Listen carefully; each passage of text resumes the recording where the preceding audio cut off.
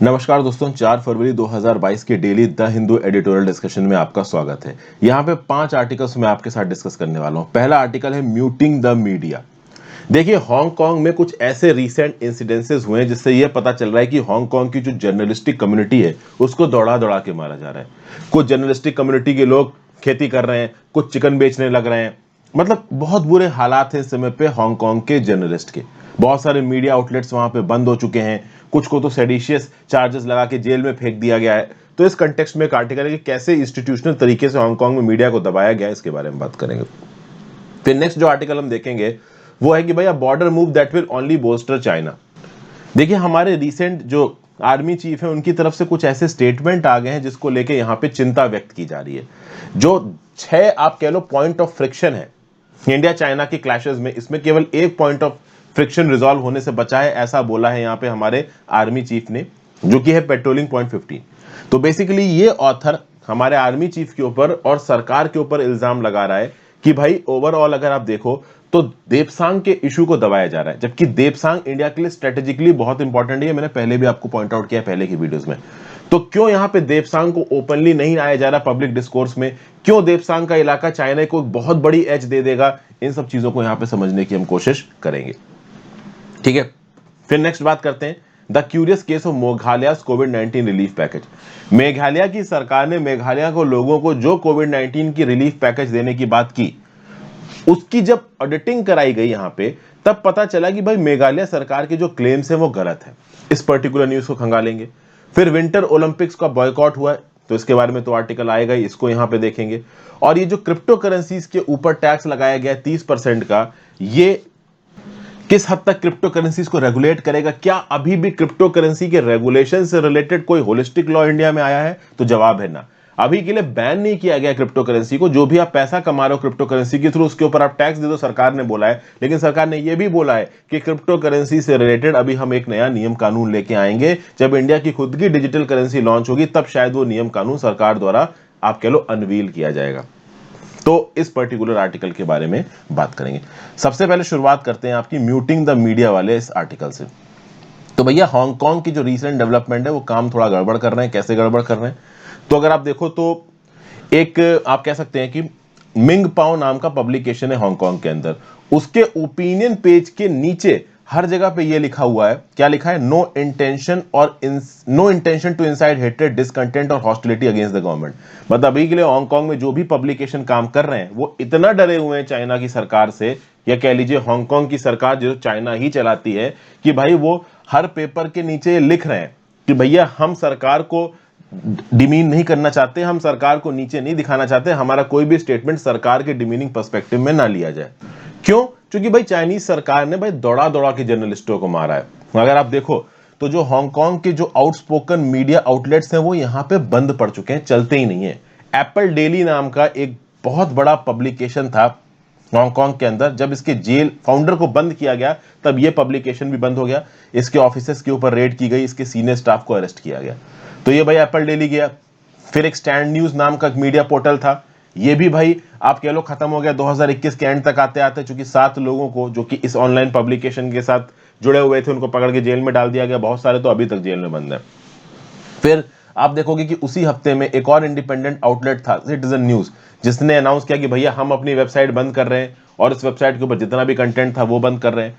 तो 1997 के हैंडओवर के बाद ये हांगकांग, जो कि one country two system model से चल रहा था, और हांगकांग का बेसिक लॉ प्रेस को, मीडिया को फ्रीडम देता था, ये फ्रीडम अभी के लिए यहां पे छीन ली गई है।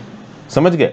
हांगकांग के जर्नलिस्ट एसोसिएशन ने जब स्टैंड न्यूज बंद हुआ था दिसंबर 2021 में, तब बोला था कि भाई हम डीपली कंसर्न्ड है कि कैसे जर्नलिस्टिक फ्रेटर्निटी के सीनियर मेंबर्स को पकड़ पकड़ के अरेस्ट किया जा रहा है, जेलों में फेंका जा रहा है, न्यूज ऑर्गेनाइजेशन के ऑफिस में रेड पड़ रही है, जर्नलिस्टिक मटेरियल जो भी इन ऑर्गेनाइजेशंस के पास था उसको सरकार ने सीज कर लिया है, बेसिक लॉ का वायलेशन हो रहा है। लेकिन देखो कुछ हुआ नहीं। भले जर्नलिस्टिक एसोसिएशन चिल्लाता रह गया, चाइना ने आयरन हैंड की तरह हांगकांग की फ्रीडम को आप कह लो नोच दिया है, गला दबा दिया उसका। ओके। और आप देखो जनवरी 2022 में जर्नलिस्ट वियोला जाऊ ने बताया है कि बहुत सारी जर्नलिस्ट अपनी नौकरियां छोड़ चुके हैं। कुछ टैक्सी चला रहे हैं वहां पे, ठीक है ना, कुछ चिकन के ठेले खोल के फ्राइड चिकन बेच रहे हैं। तो इसका क्या मतलब है? इसका मतलब ये है कि जर्नलिस्टों का काम ही खत्म हो गया। अभी मैंने आपको बताया कि भैया वर्ल्ड प्रेस फ्रीडम इंडेक्स में चाइना का नंबर 177 है 180 कंट्रीज में। वहां पे कोई भी मीडिया फ्रीडम नहीं है, वही छपता है जो उनकी सरकार बोलती है। और अब तो हांगकांग पूरा ही पूरा चाइना के अंदर चला गया। पहले भी चाइना के पास था, लेकिन हांगकांग के पास कुछ बेसिक डेमोक्रेटिक राइट थे अलग से, वो राइट भी अभी यहाँ पे छीन लिए गए हांगकांग से। तो एशिया का एक समय पे मोस्ट वाइब्रेंट मीडिया इन्वायरमेंट हुआ करता था हांगकांग, जो कि अब पूरी तरीके से यहाँ पे खत्म हो चुका है। डेमोक्रेसी की जितने भी एलिमेंट्स थे हांगकांग के अंदर खत्म हो चुका है। डेमोक्रेसी का जो सबसे इंपॉर्टेंट एलिमेंट होता है वो होता है आपका जर्नलिज्म, और जर्नलिज्म का यहाँ पे कतई गला घोट दिया गया है। एक्चुअली हांगकांग के जर्नलिस्ट की ऑथर यहाँ पे तारीफ कर रहा है। ऑथर बोल रहा है कि हांगकांग के जर्नलिस्ट बहुत ब्रेव हार्टेड थे। जब सिटीजन्स और प्रो गवर्नमेंट फोर्सेस के बीच में प्रोटेस्ट चल रहे थे, क्लैशेस चल रहे थे, तो उस समय पे जर्नलिस्ट अपनी जान को रिस्क करके आगे आके इन प्रोटेस्ट को कवर कर रहे थे। समझ गए? तो जर्नलिस्टों की तारीफ भी की गई, और at the same point of time ये जो जर्नलिस्टों के राइट्स को दबाया गया, इसको भी यहाँ पे पॉइंट आउट कर रहा है ऑथर। बट अब दबा दिया गया तो दबा दिया गया, क्या ही कर सकते हैं। नेक्स्ट आर्टिकल में चलते हैं। The curious case of Meghalaya covid relief package. Okay, अच्छा मैं अभी आपको बता दूं जो सबसे इंटरेस्टिंग आर्टिकल है आज का वो ये है, अ border move that will only booster China. इसको मैं सबसे एंड में डिस्कस करूंगा, तो ये आर्टिकल जरूर सुनना, मजा आएगा उसको सुन के। तो यहां पे क्या है? Order transparency and citizen centric accountability need to be a part of fund support and disbursement. देखिए, जब कोविड-19 की वेव इंडिया के अंदर आई तो भाई लाइव और लाइवलीहुड खतरे में आ गई, ठीक है ना। लार्ज नंबर ऑफ जो अनऑर्गेनाइज्ड वर्कर्स थे इंडिया के अंदर, उनके हालात खराब, नौकरियां चली गई, क्या करें, सब कुछ बंद है, इकोनॉमी बंद हो गई। जो ग्लोबल ऑक्सफॉर्म की इनइक्वालिटी रिपोर्ट निकल के आई, इसने क्या बोला कि भैया इंडिया के नंबर ऑफ बिलियनियर्स बढ़ चुके हैं, इनकी दौलत बढ़ चुकी है, लेकिन 84% लोगों की इनकम इंडिया के अंदर घट चुकी है। 4.6 करोड़ इंडियंस, 4.6, 4 करोड़ 7 लाख इंडियंस और पॉवर्टी की चपेट के अंदर चले गए हैं।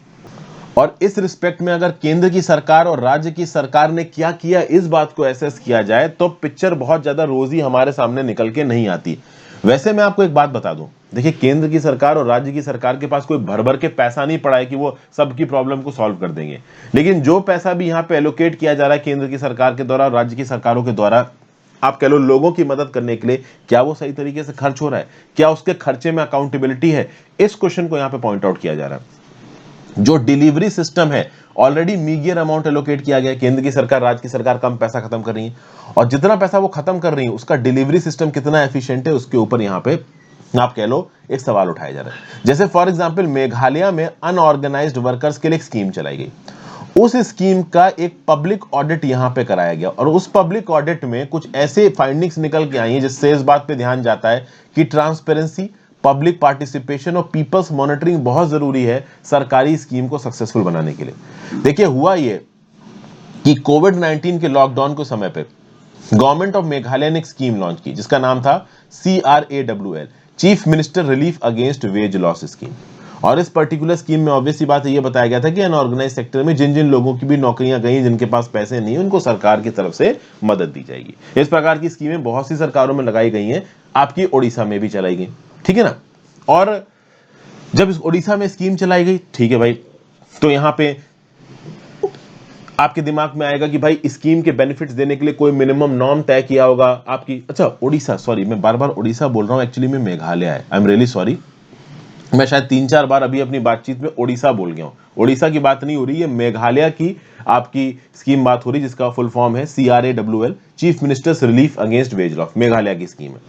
तो मेघालय की जब ये स्कीम अनाउंस की गई, पहली बात तो ये नहीं अनाउंस किया गया कि पर्टिकुलर सेट ऑफ बेनिफिशियरीज यहाँ पे कौन कौन होंगे, किस एलिजिबिलिटीज के हिसाब से बेनिफिशियरी को आइडेंटिफाई किया जाएगा, ये नहीं अनाउंस किया गया। चलिए कोई बात नहीं। यहाँ पे मेघालय में इस कोविड-19 के रिलीफ पैकेज के चलते पैसा बांटा गया, ठीक है। अब ओवरऑल ये पैसा कितना किसके पास गया, इसको लेके जब सवाल पूछने शुरू किए गए तब कहीं ना कहीं प्रॉब्लम हो गई। हुआ ये कि अक्टूबर 2020 में एक लोकल सिविल सोसाइटी ग्रुप है मेघालय के अंदर जिसका नाम है थमा उ रांगलीजुकी, TUR। इसने एक RTI एप्लीकेशन फाइल की और इसने मेघालय की सरकार से पूछा कि भाई आप उन सारे अनऑर्गेनाइज्ड वर्कर्स की लिस्ट दीजिए जिसको इस पर्टिकुलर स्कीम के अंदर बेनिफिट दिया गया है।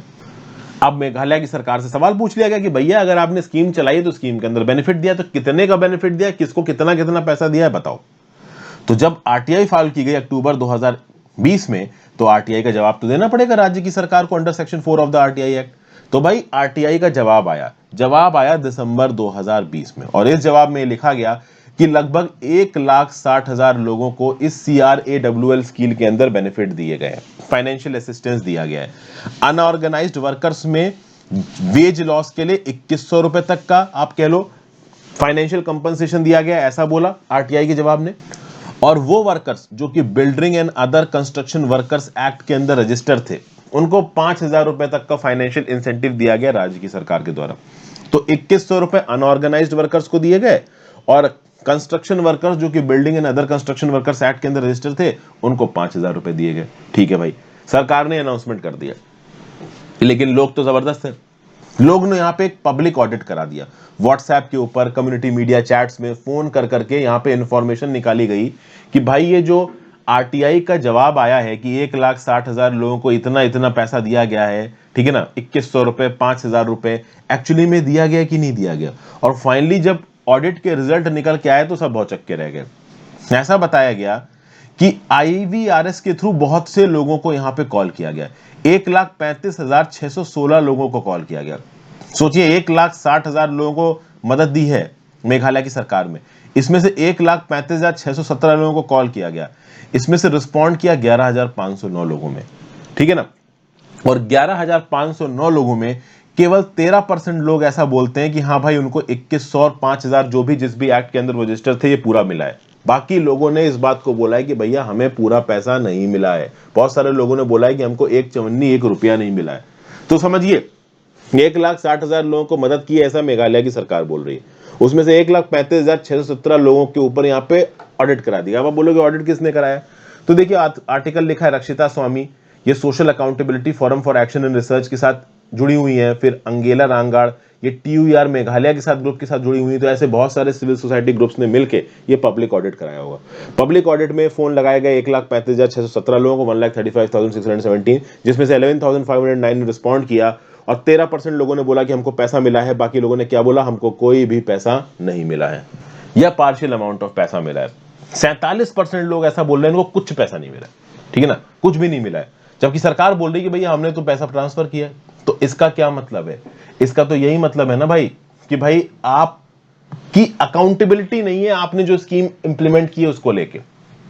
8,000 लोगों ने तो अपने इंडिविजुअल ग्रीवेंसेस रजिस्टर किए हैं चीफ मिनिस्टर ऑफिस के साथ और लेबर डिपार्टमेंट के साथ, इस बेसिस पे कि भैया आपने लिस्ट में दिखा रखा है हमें पैसा मिला है, बट हमको यहां पे पैसा मिला नहीं है, ठीक है। और सबसे खास बात यहां पे ये है कि जब ये CRAWL स्कीम लॉन्च की गई थी उस समय पे भी ये क्लियर नहीं था लोगों को कि हाँ भाई इस प्रकार की स्कीम बेनिफिट्स हैं, कौन बेनिफिशियरी है कौन बेनिफिशियरी नहीं है। तो अनअवेयरनेस की वजह से बहुत सारी लोगों ने इस स्कीम के अंदर बेनिफिट क्लेम ही नहीं किए। जिन्होंने क्लेम किए उसमें से 1,60,000 को बेनिफिट दिया गया, और उसके बाद भी स्टडी ये निकल के आ रही। तो यहां पे यही बोला जा रहा है कि रिस्पॉन्सिबिलिटी की जरूरत है।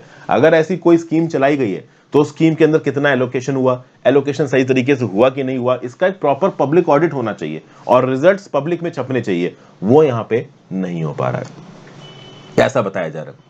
और ऐसा सिर्फ मेघालय में पब्लिक ऑडिट की जरूरत नहीं है, पूरे देश में। क्योंकि देखिए केंद्र की सरकार और राज्य की सरकारों ने अलग अलग स्कीमों के थ्रू पैंडेमिक के समय पे पैसा जमा किया है, चाहे वो डिस्ट्रिक्ट मिनरल फाउंडेशन ट्रस्ट हो, चाहे वो डिजास्टर रिलीफ फंड हो, चाहे वो compensatory forestry management fund, management और प्लानिंग अथॉरिटी कैंपा फंड हो।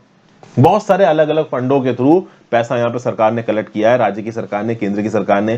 तो ये पैसा खत्म किस प्रकार से कर रही है सरकार, इसका प्रॉपर ऑडिट होना चाहिए। और ऑब्वियस सी बात ये बात आ जाएगी तो PM केयर्स फंड में कितना पैसा गया, इस बात को लेके भी सवाल उठेंगे, जिसको सरकार अभी के लिए जवाब नहीं दे रही, क्योंकि PM केयर्स फंड को सरकार RTI के अंदर आप कह लो पब्लिक बॉडी नहीं मान रही है। तो ये एक व्यू पॉइंट यहाँ पे दिया है रक्षिता स्वामी और अंगेला रांगड़ जी ने, जिसको हमने डिस्कस किया। अगले आर्टिकल चलते हैं, अ डिसजॉइंटेड रिस्पॉन्स रेगुलेटेड। तो भाई regulatory clarity on crypto asset should have accompanied the tax on traders profit. चलिए देखते हैं, ट्रेडर के प्रॉफिट के ऊपर जो भी क्रिप्टो करेंसी में ट्रेड कर रहा है उसके ऊपर तो आपने 30% का टैक्स लगा दिया, लेकिन आप क्रिप्टो करेंसी को आगे आने वाले समय में कैसे रेगुलेट करोगे, इसके ऊपर अभी भी कोई क्लैरिटी सरकार की तरफ से नहीं आई है। और लंबा समय हो गया भाई, 2-3 साल हो गया क्रिप्टो करेंसी को बिल्कुल ही फैशन में आए हुए, और इतनी तेजी से इंडिया के अंदर क्रिप्टो करेंसी में लोगों का इन्वेस्टमेंट बढ़ रहा है। तो जो भी प्लेयर्स यहाँ पे क्रिप्टो करेंसी की फील्ड में इन्वॉल्व है, जो भी इन्वेस्टर्स हैं, जो भी बिजनेसेस हैं वो इंतजार कर रहे हैं कि भाई भारत सरकार जल्दी इस पर्टिकुलर केस को लेके कोई पॉलिसी बनाए। तो जब पॉलिसी बनेगी उस हिसाब से नए नए प्रोडक्ट बनाए जाएंगे। अब पॉलिसी यहां पे निकल के नहीं आ रही है। 2022-23 की यूनियन बजट में यह साफ साफ बोल दिया गया है कि वर्चुअल डिजिटल एसेट्स जो कि क्रिप्टो करेंसीज हैं, इनके ऊपर 30% का टैक्स लिया जाएगा। तब समझिए बात को। अभी के लिए सरकार क्रिप्टो करेंसी को अगर बैन कर देती तो आप कह लो सुप्रीम कोर्ट प्ले में आ जाता। प्लस अगर आप क्रिप्टो करेंसी के ऊपर बैन कर रहे हो तो ऑफिशियली आप क्रिप्टो करेंसी की कमाई पे टैक्स नहीं ले सकते हो। तो सरकार ने एक मिडिल रास्ता पकड़ लिया कि ठीक है भाई, हम बैन नहीं कर रहे क्योंकि बैन करना उल्टा पड़ जाएगा, और क्रिप्टो करेंसी से जो अभी आप कमाई कर रहे हो उस पर आप 30% टैक्स दोगे। तो बजट के हिसाब से तो ये चीज 1 अप्रैल से इंप्लीमेंट होनी चाहिए, लेकिन टैक्स डिपार्टमेंट ने और सरकार ने साफ साफ ये क्लियर किया है कि अगर आपने पिछले सालों में भी क्रिप्टो करेंसी से कुछ इनकम कमाई है, टैक्स तो आपको उसके ऊपर भी देना पड़ेगा। और कितना देना पड़ेगा? 30%। और क्रिप्टो करेंसी में अगर आपकी ट्रांजैक्शंस एक लिमिट से ज्यादा है, तो मान लो आप में से मेरा कोई एक स्टूडेंट है राम ने मुझे क्रिप्टो करेंसी भेजी, मान लो कितने की? 1 करोड़ रुपए की, ठीक है। अब मैं एज अ बायर इस बात को इंश्योर करूंगा कि उस 1 करोड़ का 1% जो कि बनता है 1 लाख रुपए, ये 1 लाख रुपए की पेमेंट मैं कम करूं राम को, और ये 1 लाख रुपए मैं सीधे किसके पास जमा कर दूं? सरकार के पास। मतलब एक लिमिट के ऊपर, एक थ्रेशोल्ड के ऊपर अगर क्रिप्टो करेंसी में ट्रांजैक्शन हो रहा है तो जो खरीदने वाला है, बायर है क्रिप्टो करेंसी का, वो 1% टैक्स काटेगा, मतलब 99% पेमेंट करेगा आगे आने वाले सेलर को, और वो 1% वो सीधे सरकार के पास जमा कर देगा। ये यहां पे क्यों किया गया है? ये यहां पे इसलिए किया गया है क्योंकि क्रिप्टो करेंसी के ट्रेल को सरकार ट्रैक करने की कोशिश कर रही है। सरकार यहां पे कुछ ऐसे नियम कानून बना रही है जिसके थ्रू सरकार ये चाहती है कि क्रिप्टो करेंसी कैसे ट्रेड हो रही है ये सरकार को पता चले। समझ गए बात को? और अगर आप टैक्स एग्जेम्पशन की बात करो तो एग्जेम्पशन कोई दिया नहीं है। क्रिप्टो करेंसी की इस पूरी डीलिंग के अंदर आपकी जो कॉस्ट है उसका आप बस कह सकते हो कि टैक्स रिफंड ले सकते हो। जैसे कि होता है ना कि आप कोई बिजनेस चलाओ, तो बिजनेस में आपने जो कमाई की और जो भी आपका इन्वेस्टमेंट हुआ, मान लो मैंने 2 करोड़ रुपए का धंधा चलाया, मेरे को प्रॉफिट आया एक साल में 20 लाख रुपए का मान लो, लेकिन मैंने अपने स्टाफ को सैलरी दी, ओवरऑल अप्रूवल वगैरह लिए, इनपुट लगाया, मान लो मैं रेस्टोरेंट चला रहा हूं, तो जो मेरा इनपुट लग गया वो लग गया 5 लाख रुपए। तो 20 लाख का मेरा प्रॉफिट है, 5 लाख तो मैंने खर्च किया है, तो वो 5 लाख तो हट जाएगा ना, 15 लाख का इफेक्टिव प्रॉफिट माना जाएगा, तो वो 5 लाख मेरे टैक्स में काउंट नहीं होगा। उसी प्रकार से क्रिप्टो करेंसी के अंदर अगर आपको लॉस हो गया तो कुछ नहीं है, प्रॉफिट हो गया तो टैक्स देना है, लॉस हो गया तो सरकार कहेगी अपना लॉस खुद देखो। समझ गए? उस लॉसेस को आप टैक्स एग्जेम्पशन में क्लेम नहीं कर सकते। तो एक साल में अगर आपको ओवरऑल क्रिप्टो करेंसी से फायदा हुआ 25 लाख का और नुकसान हुआ 8 लाख का, तो ओवरऑल नेट प्रॉफिट आपका 17 लाख नहीं देखा जाएगा, 25 ही लाख देखा जाएगा। समझ गए? हाँ, टैक्स एग्जेम्पशन इस हद तक दिया जाएगा कि जिस भी क्रिप्टो करेंसी प्लेटफॉर्म के थ्रू आपने अकाउंट वगैरह खरीद रखा है, वहां पे जितना आपका पैसा लगा है उसको आप एग्जेम्पशन में क्लेम कर सकते हो। तो टीडीएस प्रोविजंस के थ्रू यहां पर क्रिप्टो करेंसी के ऊपर एक ट्रेल बिछाने की कोशिश कर रही है सरकार, जिससे आगे आने वाले समय में क्रिप्टो करेंसी ट्रांजैक्शंस को ट्रैक किया जा सके। ठीक है भाई। प्रॉपर्टी नाम का जो शब्द है ना आईटी एक्ट के अंदर, उसमें वर्चुअल डिजिटल एसेट्स को भी यहां पे बता दिया गया है। हाँ, बस अगर मान लो 1-2 बिटकॉइन आपने किसी अपने रिश्तेदार को दे दिया एज अ गिफ्ट, तो शायद यहां पे उसके ऊपर टैक्स ना लगाया जाए। प्रॉब्लम यहां पे ये है कि ठीक है भाई, आपने टैक्स लगा दिया, अच्छी बात है, लेकिन कम से कम आप एक कह लो रेगुलेटरी प्रोसेस तो लेके आओ। सरकार ये बोल रही है कि अभी भी रेगुलेटरी प्रोसेस नहीं आया है क्रिप्टो करेंसी का, इसके ऊपर कंसल्टेशन चल रहा है। सरकार की लीगल पोजीशन हम क्रिप्टो करेंसी को लेके जल्दी रिलीज करेंगे। लेकिन आप लेट क्यों कर रहे हो? दुनिया भर में क्रिप्टो करेंसी में बूम आ रहा है। हमारे देश के जो बिजनेसेस हैं, क्रिप्टो करेंसी के प्लेयर्स हैं, वो इस बात पे कंफ्यूज है कि भाई क्या क्या प्रोडक्ट्स मार्केट में लॉन्च किए जाए। तो अगर सरकारी स्टैंस क्रिप्टो करेंसी को लेके क्लियर हो जाएगा तो क्रिप्टो करेंसी के ट्रेड को इंडिया में हम एक ऑर्गेनाइज तरीके से बढ़ा पाएंगे, ऐसा यहां पे बोला जा रहा है। जो क्रिप्टो करेंसी में इन्वॉल्व होने वाले स्टार्टअप्स हैं, इनोवेशंस हैं, उनको यहां पे एक पुश मिलेगा। वो जान पाएंगे कि भाई वो क्या प्रोडक्ट लॉन्च कर सकते हैं, क्या नहीं लॉन्च कर सकते हैं। तो इससे एक प्रॉपर डायरेक्शन में क्रिप्टो करेंसी वाला ट्रेड चलेगा। लेकिन चूंकि यहां पे सरकारी क्लियर रेगुलेटरी फ्रेमवर्क नहीं है, बैफलिंग डेथरिंग चल रही है, सरकार कोई प्रॉपर स्टैंस नहीं दे रही है, इसके चलते क्रिप्टो करेंसी मार्केट में क्या होगा क्या नहीं होगा ये ना बिजनेसेस जान पा रहे हैं और ना ही इन्वेस्टर्स जान पा रहे हैं। हालांकि इसके बावजूद भी क्रिप्टो में इन्वेस्टमेंट जबरदस्त तरीके से चल रहा है।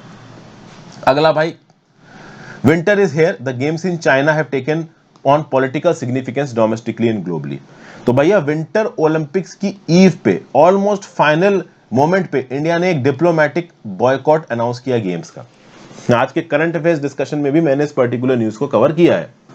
तो भारत सरकार की तरफ से ऑब्वियस सी बात है, अनाउंसमेंट आया है कि भाई ओपनिंग और क्लोजिंग सेरेमनी का इंडिया के अंदर बॉयकॉट नहीं आएगा, और जो भी इंडियन डिप्लोमेट्स पोस्टेड हैं बीजिंग चाइना में, वो इस पर्टिकुलर ओपनिंग और क्लोजिंग सेरेमनी को अटेंड नहीं करेंगे। ये गेम्स चलेंगे 4 फरवरी से लेकर 20 फरवरी तक। इंडिया के एक ही एथलीट यहाँ पे पार्टिसिपेट कर रहे हैं, वो है स्कायर आरिफ खान। हालांकि इन गेम्स का सीधा प्रसारण इंडिया के अंदर होगा। अब प्रॉब्लम यहाँ पे ये है कि ये सब इंडिया ने किया क्यों है। जैसा कि मैंने सुबह की करंट अफेयर्स में बताया कि रशिया, इंडिया, चाइना की जो ट्राइलेटरल समिट हुई थी, उसमें ज्वाइंट स्टेटमेंट के थ्रू इंडिया ने अपना सपोर्ट दिखाया था बीजिंग विंटर ओलंपिक्स गेम को। लेकिन यहां पे चाइना ने इंडिया को फिर से ह्यूमिलिएट किया है। 15 जून 2020 को जो क्लैश हुए थे गलवान वैली में, इनका एक पीएलए कमांडर थे कबाओ करके, उसको काफी चोटें आई थी, तो यहां पे उसको नेशनल हीरो सा बना रहे हैं। और गलवान वैली में जब उसको चोट लगी थी उसके बाद वो ठीक हुआ है। तो अब जब एक टॉर्च बेयरर रेस हो रही है आपकी बीजिंग विंटर ओलंपिक्स से पहले, वहां पे वो टॉर्च लेके दौड़ेगा।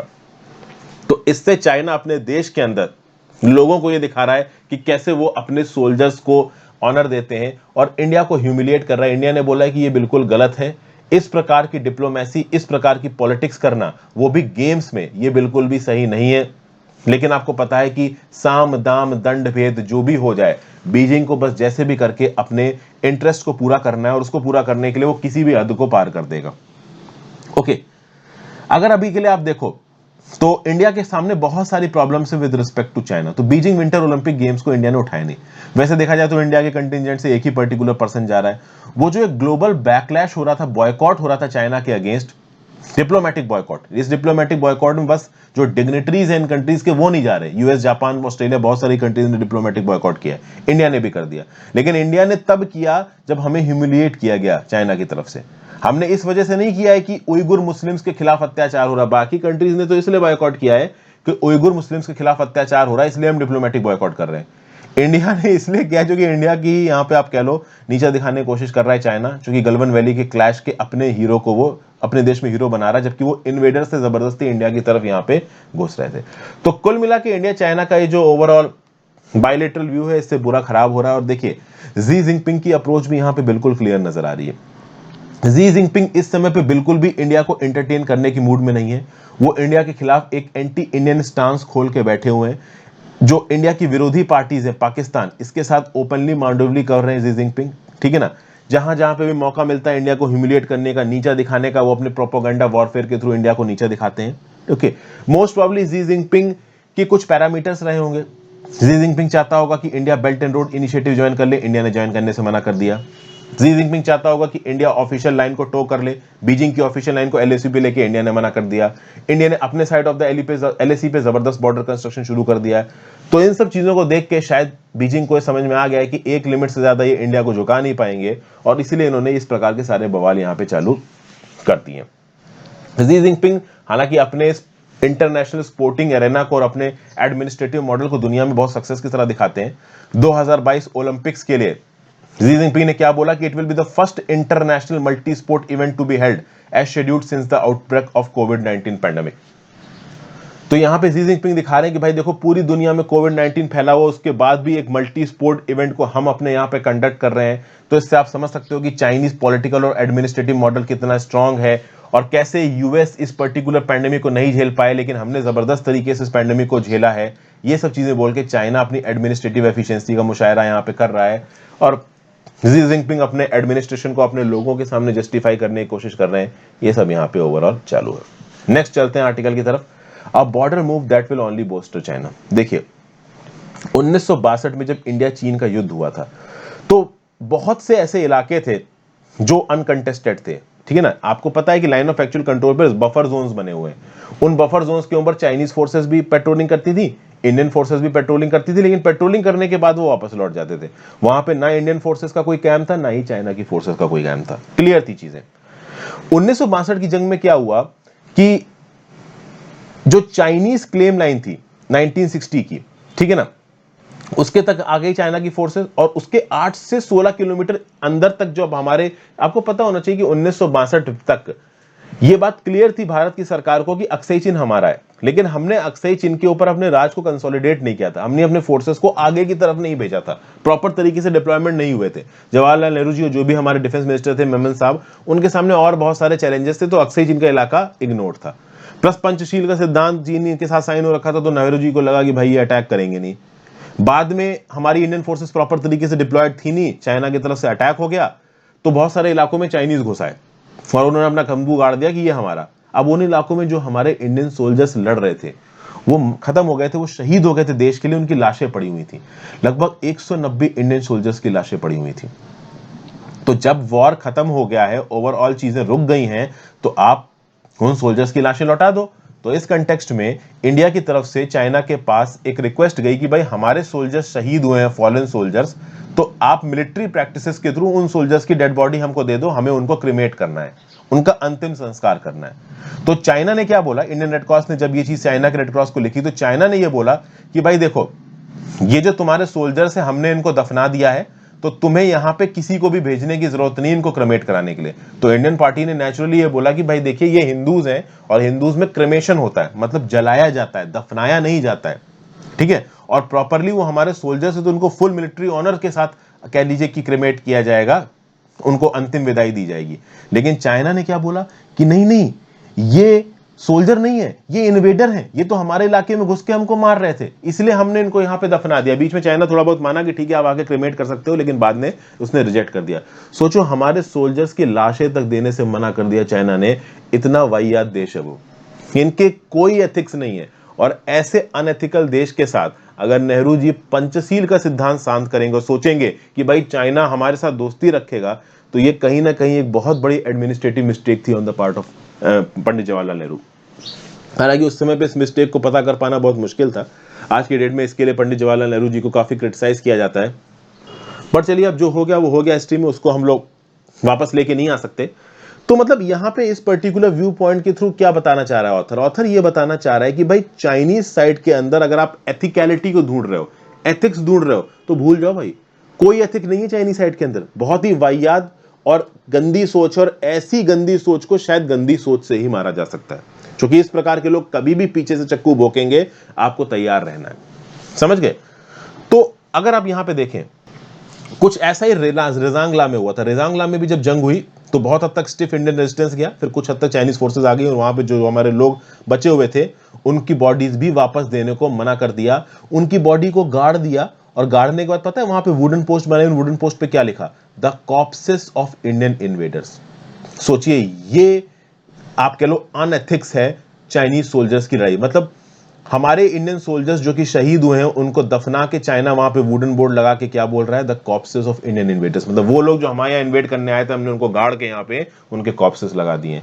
तो इस प्रकार की चीजों से क्या हो रहा है आप देखिए, समझिए चाइना से क्यों कर रहा है। अगर इंडिया इन इलाकों में जाके इन सोल्जर्स को क्रिमेट करता है, इनका अंतिम संस्कार करता है, तो इसका क्या मतलब? इसका मतलब ये है कि ये इंडियन सोल्जर्स इंडिया के बिहाफ पे वहां पे डिप्लॉयड थे और ये इलाका इंडिया का है। इसलिए चाइना कह रहा है कि नहीं भाई तुम इन इलाकों में मत आओ, ये इलाका तुम्हारा है नहीं, ये इन्वेडर्स है, हम इनकी बॉडी नहीं देंगे। तो हिस्टोरिकली और इंटरनेशनली चीजों को प्रोपोगेंडा के हिसाब से अपने फेवर में घुसाना, चाहे उसके लिए कितना भी अनएथिकल होना पड़े, ये चाइना की असली फितरत है। और इस फितरत के बीच में अभी आर्टिकल ऑथर ये बोल रहा है कि जो हमारे आर्मी चीफ हैं जनरल एमएम नरवाने साहब, उन्होंने ये बोल दिया कि लद्दाख में 6 फ्रिक्शन पॉइंट में से 5 सॉर्ट आउट हो चुके हैं, 1 सॉर्ट आउट नहीं हुआ है। जो सॉर्ट आउट नहीं हुआ है वो कौन सा बताया जा रहा है ऑथर के हिसाब से? वो बताया जा रहा है पेट्रोलिंग पॉइंट 15 हॉट स्प्रिंग्स का इलाका।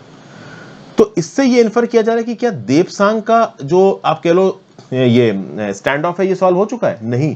अगर आप देखें इंडिया का नक्शा, तो देपसांग का पॉइंट आपको नजर आएगा। ये जो देपसांग का इलाका है ना, यहां पे जो येलो और रेड रंग के डॉट से नजर आ रहा है, ये आप कह लीजिए बहुत स्ट्रेटेजिकली इंपॉर्टेंट इलाका है, क्योंकि जो हमारा दौलत बेग ओल्डी का एयरपोर्ट है इसके बहुत पास आता है ये। और अगर कल की डेट में जो दौलत बेग ओल्डी का जो हमारा एयरपोर्ट है कॉम्प्रोमाइज हो जाता है, तो सच में पाकिस्तान और चाइना की जो पोस्ट है इस दौलत बेग ओल्डी के पास, ये आपस में एक दूसरे के साथ मिल जाएंगी और हम पूरे के पूरे लद्दाख को प्रोटेक्ट कर पाए, ये बहुत ज्यादा मुश्किल हो जाएगा। इसीलिए देपसांग का इलाका बहुत ज्यादा स्ट्रेटेजिक है इंडिया के लिए। प्लस इस आर्टिकल में यह भी बताया जा रहा है कि ये जो देपसांग का इलाका है ये स्ट्रेटेजिकली इसलिए भी इंपॉर्टेंट है क्योंकि अगर हमारे देपसांग के इलाके के ऊपर कंट्रोल है तो हम एक्साइज इनके इलाके के ऊपर एक्सेस पा सकते हैं। और आगे आने वाले समय में मान लो हमको गिलगित बल्तिस्तान पाकिस्तान से वापस लेना है, जो कि पाकिस्तान ऑक्युपाइड कश्मीर में, तो हमारा देपसांग प्लेन के ऊपर कंट्रोल होना बहुत जरूरी है। बट चूंकि अभी देपसांग के ऊपर चाइना कंट्रोल करके बैठ गया है, इस कंटेक्स्ट में स्ट्रेटेजिकली हम बहुत कमजोर पड़ गए। तो कल की डेट में लद्दाख के इलाके में अगर कोई लड़ाई जंग छिड़ती है तो हमें देवसांग प्लेन के अंदर घुस के चाइना को काउंटर कर पाना बहुत मुश्किल होगा, चाइनीज आर्मी के लिए अंदर घुसना बहुत आसान होगा। तो इस कंटेक्स्ट में इस समय पे अभी की प्रेजेंट सरकार को इस बात को कहकर क्रिटिसाइज किया जा रहा है कि प्रेजेंट सरकार इस मुद्दे को, देवसांग के मुद्दे को दबाने की कोशिश की जा रही है, क्योंकि इस पर्टिकुलर मुद्दे को लेकर अपोजिशन सरकार को जीने नहीं देगा। हालांकि मैं बता दूं, सरकार के सामने जो चैलेंज है ना वो बहुत बड़ा है।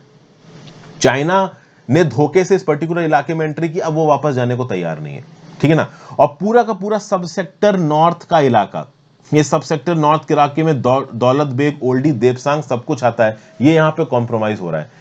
एक जगह है यहां पे वाई जंक्शन बॉटल नेक। इस वाई जंक्शन के आगे 5 पेट्रोलिंग पॉइंट है, PP10, PP11, PP11A, PP12, PP13। मई 2020 से पहले इन 5 पेट्रोलिंग पॉइंट का एक्सेस था इंडिया के पास, और महीने में एक बार तो पेट्रोलिंग होती थी इंडियन आर्मी के द्वारा या ITBP के द्वारा।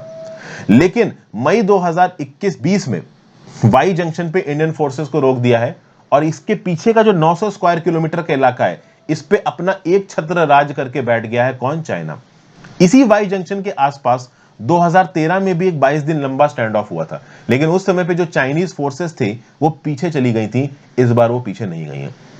अच्छा, मैं आपको ये बता दूं, अगर इस पूरे के पूरे इलाके में वाई जंक्शन यहां है और पहले इस पर्टिकुलर इलाके में PP पॉइंट तक इंडिया पेट्रोलिंग करता था, इस वाई जंक्शन से भी अगर आप इस तरफ 5 किलोमीटर आओगे तो एक जगह आती है बर्तसे नाम की, BURTSE।